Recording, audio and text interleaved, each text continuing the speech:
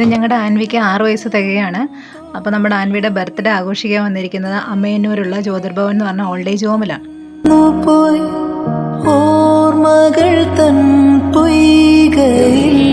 ഞങ്ങളിവിടെ വന്നപ്പോൾ ഇവർക്ക് എല്ലാവർക്കും എന്നാ സന്തോഷമായിരുന്നു അറിയോ. ആൻവിക്ക് ഈ വർഷം കിട്ടാവുന്ന ഏറ്റവും വലിയ അനുഗ്രഹമാണ് ഇവരുടെ പ്രാർത്ഥന. അവരുടെ ആ മുഖത്തുള്ള ഒരു ചിരിയും സന്തോഷമൊക്കെ കാണുമ്പോൾ ഉണ്ടല്ലോ, നമ്മുടെ മനസ്സ് നിറഞ്ഞു പോകും.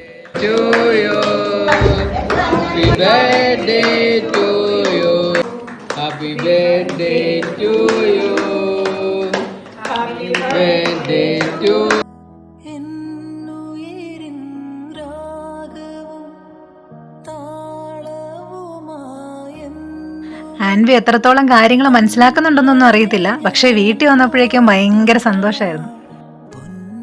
കുഞ്ഞിൻ്റെ ജീവിതത്തിലെ ഓരോ പുതിയ വർഷങ്ങൾ ഞങ്ങൾ ആഘോഷിച്ചിട്ടുള്ളത് ഇതുപോലുള്ള ഓരോ സ്ഥലങ്ങളിൽ കൂടെയാണ്. നമ്മളവിടെ ചെല്ലുമ്പോൾ പിന്നെ നമ്മളെ അവർ കാണുമ്പോൾ അവർക്കുണ്ടാവുന്ന ഒരു സന്തോഷം ഉണ്ടല്ലോ, അതൊന്നും നമുക്ക് പറഞ്ഞറിയിക്കാൻ പറ്റത്തില്ല.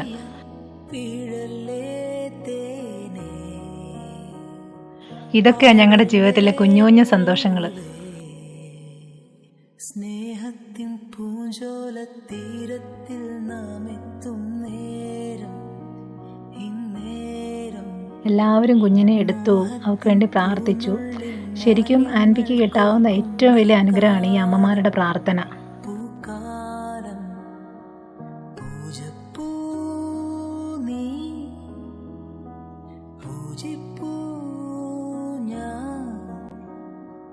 കണ്ണീരും തേനും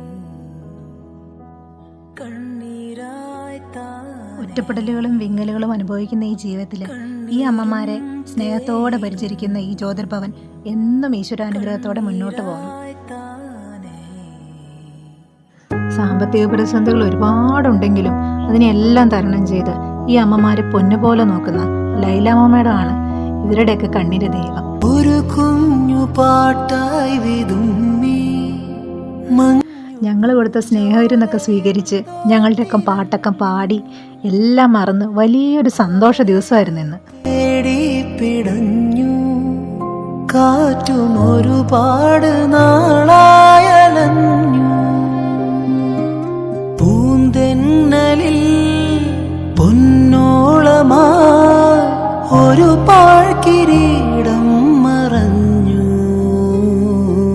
കഥനങ്ങളിൽ തുണയാകുവാ വെറുതെയൊരുങ്ങുന്ന മൗനം എങ്ങോ പുള്ളോർക്കുടം പോലെ വിങ്ങി, കണ്ണീർ പൂവിൻ്റെ കവിളിൽ തലോടി ഈണം മുഴങ്ങും പഴം പാട്ടിൽ മുങ്ങി, മറുവാക്കു കേൾക്കാൻ കാത്തു നിൽക്കാതെ പൂത്തുമ്പി എന്തേ മറഞ്ഞു, എന്തേ പുള്ളുകുടം പോലെ കാണാൻ പറ്റിയല്ലോ, ഒരുപാട് ആൾക്കാരെ കാണാൻ പറ്റി.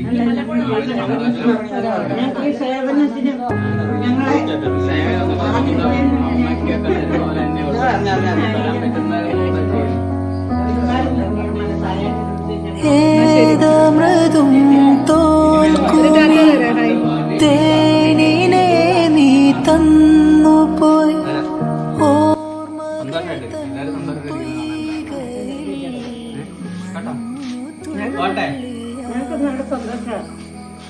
എന്നെ വേണ്ടെന്ന് പറഞ്ഞാൽ